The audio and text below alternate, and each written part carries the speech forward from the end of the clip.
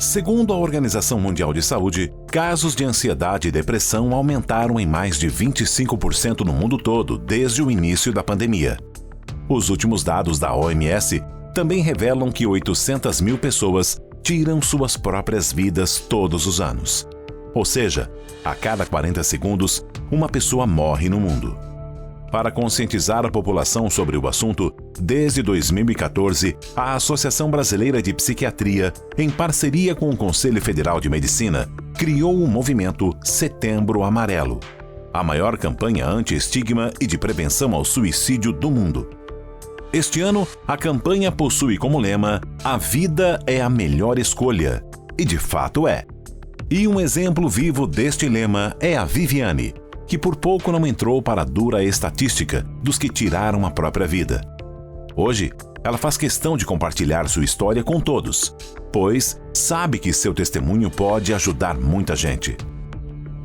A mãe da Viviane, Dona Sônia, faleceu em decorrência de complicações da Covid em 2021. A última cena que eu lembro é que eu me despedi dela e ela só pediu para eu colocar na Record, porque ela assistia a novela. As primeiras semanas do meu luto, eu considero assim que eu tava vivendo um luto que era o meu considerado normal, né? Que era o de sentir a saudade, sentir a falta, sentir a ausência. E só que começou a vir uma culpa muito grande. Eu comecei a sentir uma culpa gigantesca porque eu tinha colocado na cabeça que era eu quem tinha transmitido o vírus para minha mãe. E eu não conseguia tirar isso da minha cabeça. E começou a ficar um sentimento de culpa tão forte que eu não conseguia dormir mais. Aí quando deu 5 da manhã, foi realmente no impulso, porque eu ainda fiquei pensando, eu pensei nos meus irmãos. Eu sempre tentava também pensar, ao mesmo tempo que vinha aquele desejo de querer acabar logo, eu falava, poxa, mas eles também estão passando pela mesma dor, eu estou sendo egoísta. Mas quando o buraco ele é tão grande que você se vê desesperado. E aí eu só abri as cartelas, pus na mão, peguei a garrafa e tomei tudo de uma vez.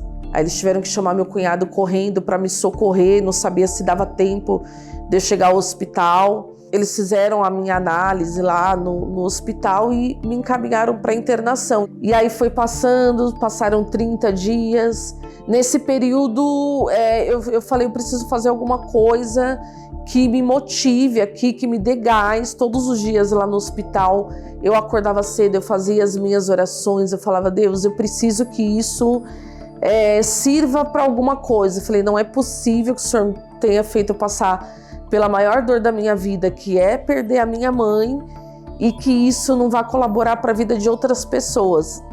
E aí me veio a ideia de fazer, numa das oficinas que a gente tinha, de escrever um livro contando a história da minha mãe, pela trajetória de vida toda que a minha mãe teve. Quando eu concluí o último capítulo do livro da minha mãe, foi quando a minha psicóloga lá do hospital veio com a alta.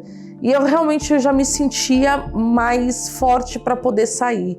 Eu falei, então eu vou. Só que eu falei para ela, só que eu preciso de você lá fora. Uns meses depois ela saiu do hospital. Então hoje quando eu olho eu falo, caramba, Deus cuidou de cada pequeno detalhe da minha vida, desde a morte da minha mãe, as internações que eu passei, por mais assim dolorido que tenha sido, porque muita gente se assusta quando fala, poxa, eu vou para uma internação. Muita gente tem vergonha de falar, como é que eu vou para um hospital psiquiátrico? Mas não é vergonha quando você está debilitado e você precisa, porque quando a gente tem um machucado na perna, você vai lá para o hospital. Você que tem diabetes, você tem que tomar medicação a vida inteira. Se tem um problema no olho, você vai. Por que quando você tem um problema na sua mente, quando você passa por uma dificuldade, uma depressão, uma dor, você não pode ir num psiquiatra, não pode ir num psicólogo? Se precisa de uma internação, por que não pode ficar internado? Por que é vergonha para muita gente falar sobre isso, né? Por isso que hoje eu não tenho vergonha de falar. Preste atenção nos sinais, converse bastante, às vezes falta muito diálogo nas famílias, tente entender o que o outro está passando, não ache que é frescura, não julgue, não brigue, porque muitas vezes as pessoas querem brigar, querem xingar. toma cuidado com isso, tenta entender e principalmente o diálogo. Ajude, o diálogo faz toda a diferença para conseguir se ajudar, para entender e para dar o suporte para essa pessoa. Porque se a pessoa está reclusa demais, está se escondendo demais, algum problema tem. E você pode fazer a diferença e evitar algo mais sério na vida dessa pessoa. A Vivi conseguiu se reerguer. Ela é uma verdadeira inspiração para todos nós. Além de ouvirmos sua história, conversamos também com um especialista no assunto, o Dr. Armando Ribeiro. É muito mais recente a gente entender, através da neurociência, que o sofrimento emocional causado por quadros de depressão, quadros de ansiedade muito graves e outras doenças são tão importantes e afetam tanto a nossa qualidade de vida, gerando em algumas pessoas essa vontade, não de acabar com a própria vida, mas sim uma forma desesperada de aliviar o sofrimento.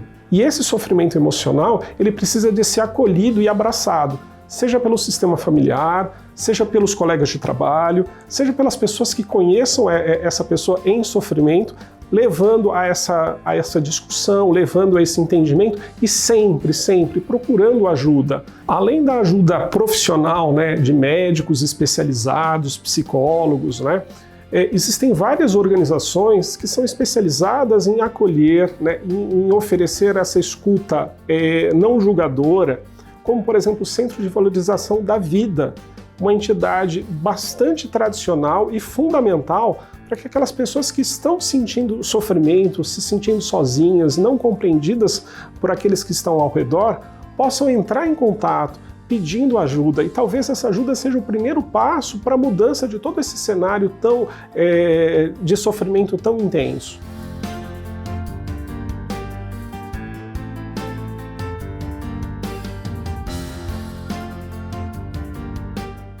Hoje nós somos em torno de 4.000, 4.200 voluntários distribuídos em todo o Brasil.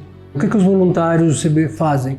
Eles conversam com as pessoas, né? Eles acolhem todas as pessoas no momento que ela estiver, através por telefone 188, através do chat no cvv.org.br.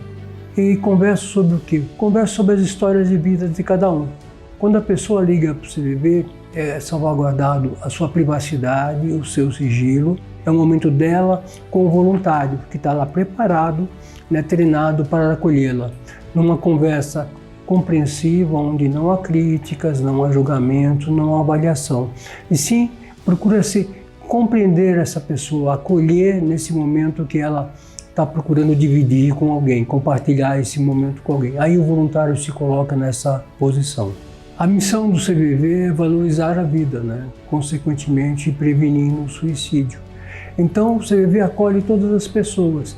E as pessoas com LIGO, elas estão nos diversos momentos da vida dela. Umas mais sofridas, outras menos, mas é importante que ela possa compartilhar e dividir os seus sentimentos, porque não é muito comum no nosso cotidiano falar dos sentimentos. E o CVV se propõe exatamente isso. Uma escuta empática, quer dizer, você começar a olhar a outra pessoa e se colocar no lugar da outra pessoa.